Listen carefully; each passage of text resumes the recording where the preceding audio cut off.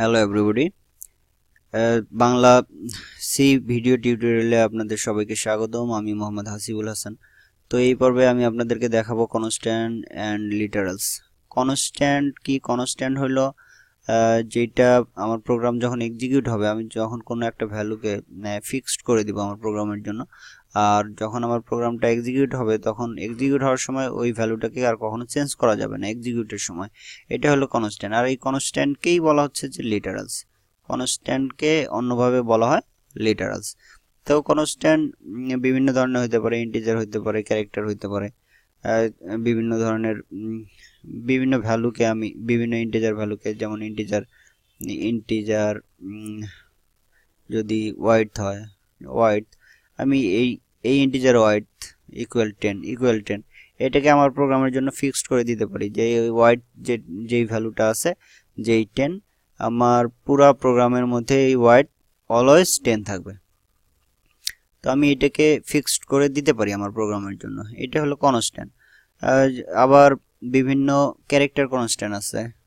Character কনস্ট্যান্টগুলোর মধ্যে যেরকম বলতে পারেন যে বিভিন্ন ক্যারেক্টার কনস্ট্যান্ট, যেমন এখানে এইরকম যদি হয় যে এটা হলো ব্যাকস্ল্যাশ কনস্ট্যান্ট হিসেবে, এখানে একটা ব্যাকস্ল্যাশকে কাউন্ট করা হবে যে এটা ব্যাকস্ল্যাশ কনস্ট্যান্ট ইউজ করা হয়। নিউ লাইন, যে আমরা এরকম করে নিউ লাইন ইউজ করি, নিউ লাইন। এরপরে অ্যালার্টের জন্য, এরপরে টি ব্যবহার করা ট্যাবের জন্য, যে বিভিন্ন ক্যারেক্টার কনস্ট্যান্ট আছে। তো আমি আমার প্রোগ্রামে ক্যারেক্টার বিভিন্ন যে কনস্ট্যান্ট আছে, এই কনস্ট্যান্টগুলোকে আমি দুইভাবে ডিক্লেয়ার করতে পারি, দুইভাবে কনস্ট্যান্ট করে দিতে পারি। একটা হলো এখানে হ্যাশ ইনক্লুড প্রিভিয়াসর, এই যে প্রিভিয়াসর ইউজ করে ডিফাইন করে দিতে পারি। আর একটা কনস্ট্যান্ট কিওয়ার্ড ব্যবহার করে আমি আমার প্রোগ্রামের মধ্যে কনস্ট্যান্ট এটা ব্যবহার করে আমি কোনো একটা ভ্যালুকে কনস্ট্যান্ট করে দিতে পারি। তো সাপোজ ধরি যে আমি একটা ভ্যালুকে কনস্ট্যান্ট করে দেবো হ্যাশ ডিফাইন যে ওয়াইড অথবা হাইট, এইচআই হাইট 10, হাইট 10, এটা একটা। যে এরপরে হ্যাশ ডিফাইন ওয়াইড 5, যে আমি এই হাইট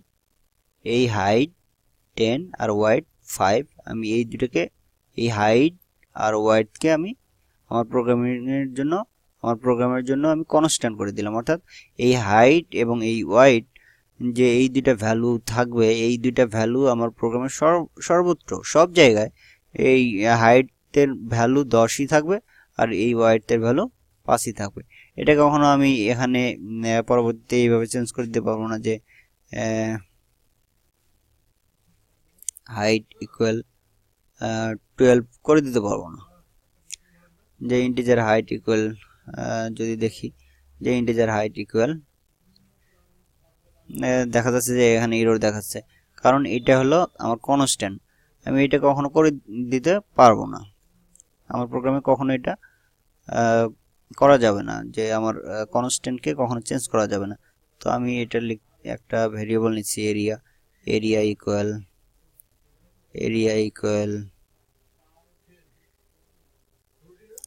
হাইট ইনটু ওয়াইড। তো আমি এই ভ্যালুটাকে প্রিন্টএফ এর মাধ্যমে প্রিন্ট করে দেখাবো যে লিখতেছি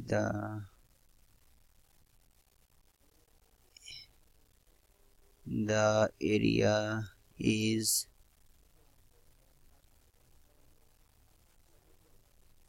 আমি এখানে এটাকে প্রিন্ট করে দেখাবো। এরপরে তো আমি যদি এখন এটাকে প্রিন্ট করে দেখাই, যে আমার ভ্যালুটা দেখা যাবে যে 5 × 10 = 50, যে এই ভ্যালুটা চলে আসছে। কিন্তু আমি কখনো যদি এরকম করি যে এই ভ্যালুটাকে আবার এখানে এসে চেঞ্জ করব, যে ইন্টিজার হাইট ইকুয়াল 12, তো এইটাকে যদি আবার কম্পাইল করা হয়, তো এখানে কম্পাইলার এরর দেখাচ্ছে, error syntax error before numeric constant, যে এটা একটা কনস্ট্যান্ট, এটা এখানে এটা আমি চেঞ্জ করতে পারবো না। অর্থাৎ কনস্ট্যান্ট এমন একটা ভ্যালু, যেই ভ্যালুটাকে আমি কখনো চেঞ্জ করতে পারবো না আমার প্রোগ্রাম যখন এক্সিকিউট হবে। তো ধন্যবাদ সবাইকে এই টিউটোরিয়াল দেখার জন্য, এবং আশা করব পরবর্তী টিউটোরিয়ালগুলো দেখবেন এবং আমার চ্যানেলকে সাবস্ক্রাইব করবেন সেই আশায়।